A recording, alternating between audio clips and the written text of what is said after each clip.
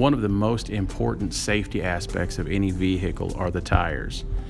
To ensure that you have the correct tire size and pressures, refer to the placard inside the door jamb of your vehicle. This will give you the manufacturer's recommended sizes and pressure information to ensure that what you have on your vehicle is correct.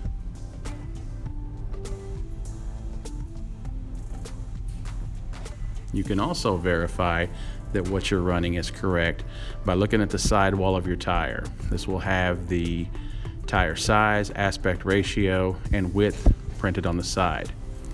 Also, you'll have DOT information listed as well in a series of 3 4-digit codes. These codes will show you on the very last set the 0516 here, the week and year of the manufacture of that tire. So this was made in the 5th week of 2016. Also, to ensure that tires have not been changed to something different than the OEM recommendation, you can find printed the tire manufacturer's recommended maximum pressure on the sidewall of the tire as well.